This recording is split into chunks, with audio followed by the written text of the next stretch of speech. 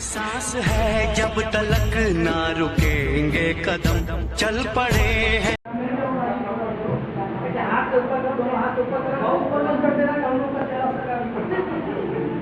आगे बच्चे बहुत ऊपर किया, नीचे चलो, नीचे बच्चे आगे बढ़ गया है।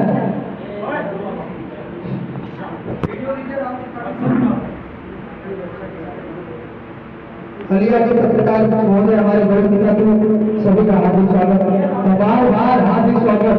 हम लोगों के बीच में आज तहसील को जिलाधिकारी छात्र विधायक वीके राहुल प्रकाश दिनी भाभी सभी का हार्दिक स्वागत, अभिनंदन। ये बच्चे आज जो जा रहे हैं, ये जब तक इनकी जब तक जिंदगी रहेगी तब तक आप लोगों को ये दरबार और आप लोगों का आशीर्वाद याद रखेंगे, और खासकर एमडीएम सर का याद रखेंगे। जब सर यहाँ से जाएंगे तो सबसे ज्यादा बच्चों को ज्यादा तकलीफ और सोनी की होगी। ये मैं आगे से कहना कर रहा हूँ, सबसे ज्यादा तकलीफ होगा क्योंकि जिन्हें जो जगह मानते हैं उन्हीं को ज्यादा तकलीफ होती है।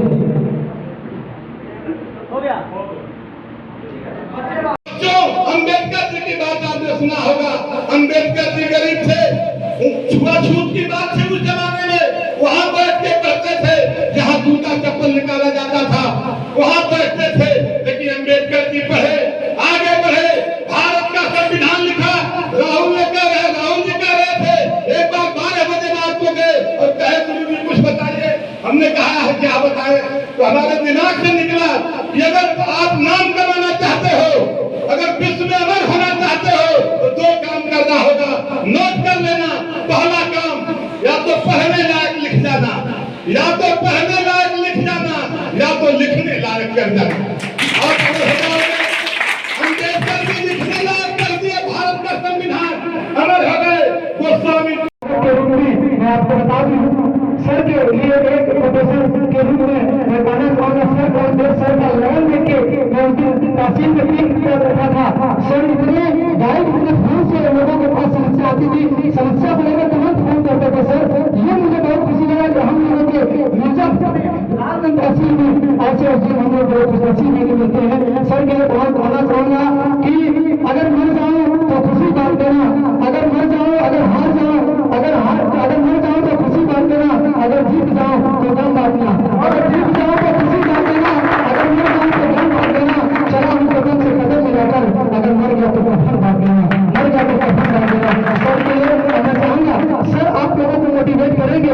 मैं सर के साथ पुतेरा में था, सर काफी 1.5 घंटे सर ने बहुत अच्छे से बच्चों को मोटिवेट किया और अपनी जिंदगी, अपनी जीवनी की कहानी किस जगह से उनके किस जगह तक जाना था, सर हर चीज को सर ने बयां किया, वहां पर बातें बताई। आप लोगों को मोटिवेट करेंगे। मैं चाहूंगा कि हमारे उप जिलाधिकारी पश्चिम लालगंज से एसडीएम सर का एक बार जोरदार ताली से स्वागत करेंगे।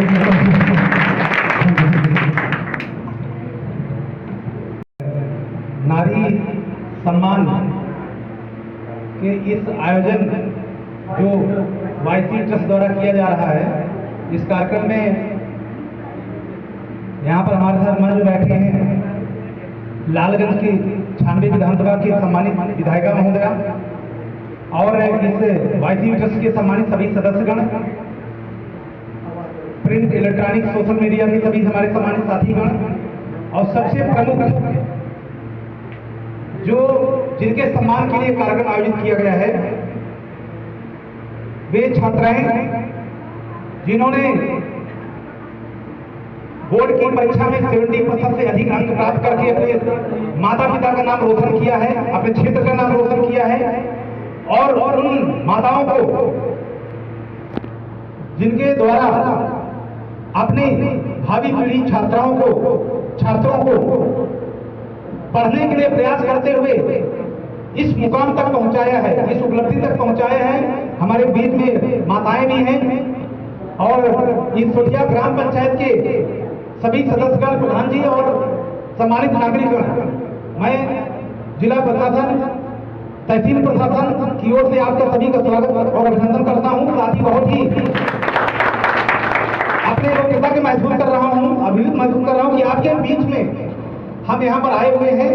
और उससे भी अधिक खुशी की बात है कि हमारे साथ 96 विधानसभा की सम्मानित विधायिका महोदय हैं, और जब हम और विधायिका महोदय एक साथ आपके समक्ष है तो पूरा क्षेत्र की प्रशासनिक मशीनरी और विधायिका महोदय के रहने से आपका जो माताओं द्वारा जो अपने पुत्र और पुत्रियों के लिए प्रयास किया गया छात्र और छात्राओं के लिए गौरव का क्षण है। इसके लिए एक बार सभी लोग माननीय विधायिका का ताली बजाकर के स्वागत करेंगे। गायत्री ट्रस्ट द्वारा आयोजित नारी सम्मान कार्यक्रम में मैं केवल नारी सम्मान से संबंधित विषयों पर 2 शब्द बोलना चाहता हूं कि आप सभी नारी एक छात्र और छात्राएं के रूप में भी हैं, माता के रूप में भी हैं, बहन के रूप में भी हैं, जो छात्र बैठे हैं वो भाई के रूप में भी हैं, कुछ यहाँ पर अभिभावक बैठे हुए पिता के तुल्य। जो हमारी छात्राएं 70% से अधिक अंक अर्जित कर चुकी हैं, मैं आपको बताना चाहता हूं कि यहाँ पर 1, 2, 3, 4, 5, 6 मैं सोचता हूं कि 50 से ज्यादा संख्या छात्र छात्राओं की मिलकर होगी, 50 के आसपास होगी। आप में से हम ये संकल्पित होते हैं कि आपकी सम्मान, आपकी सुरक्षा, आपके भाव और आपके माता पिता की जो आपके प्रति सद्भावना थी, श्रद्धा थी, उसको कहीं भी किसी भी स्तर पर हम लोग प्रोटेक्ट करने के लिए, संरक्षित करने के लिए सदैव तहसील प्रशासन, जिला प्रशासन कार्यरत और हर प्रयास करेगा जो है कि आपके मान सम्मान और गरिमा पर कहीं भी ठोस न आने पाए, ठेस न पहुंचने पाए। आप जैसा जानते हैं कि हमारी उत्तर प्रदेश बहुत बड़ा राज्य है और हमारे मुख्यमंत्री महोदय नारी सम्मान के तमाम योजनाएं संचालित करने की हम लोग की जिम्मेदारी है। आप 1090 दशक का नाम सुने होंगे, आप 112 भी डायल करते हैं।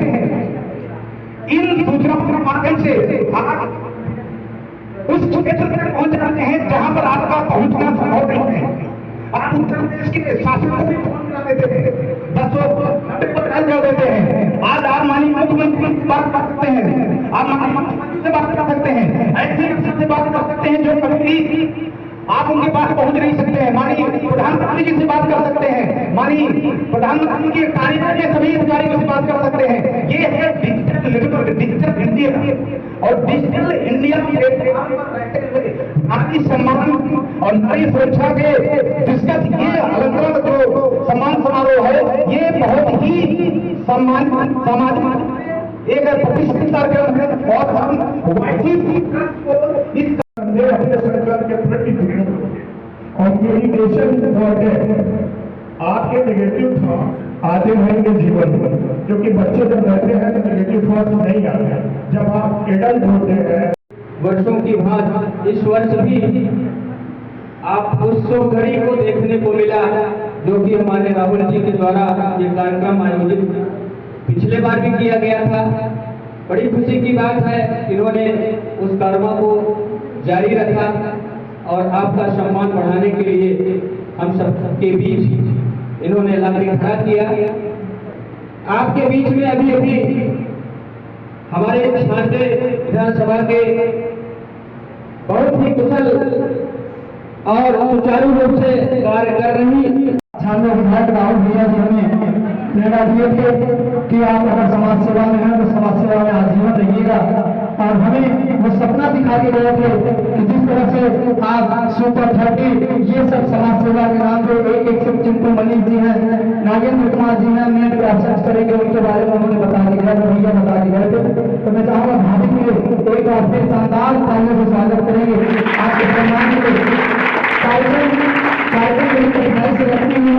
कार्यक्रम के लिए प्रयास करना पड़ता है और मेरा भरोसा उम्मीद रहता है अगर भाभी का कार्यक्रम सोनी अगर मांगेंगे तो उनकी जुबान से नहीं कलकत्ता की नहीं आएंगे। मैं जानता हूँ भाभी की जुबान से निकलेगा यस, आप देख रखिए मैं जरूर आऊंगा। इसके लिए एक बार जोरदार ताली से मैं चाहूंगा कि हम लोगों के बीच में मैं चाहूंगा संस्था के सेक्रेटरी सचिव मैं चाहूंगा मंच पर आए और दो शब्द माननीय विधायक जी के पक्ष में रखें। और मैं चाहूंगा संस्था के हरिया लाल सचिव अखिलेश कुमार मौर्य से बताएं सम्मान सर्टिफिकेट वितरण समारोह के बारे में, आयोजन के बारे में कुछ चर्चाएं करें और फिर इसके बाद अगले पीढ़ी के आगे बढ़ते हैं। धन्यवाद राहुल नमस्कार जी।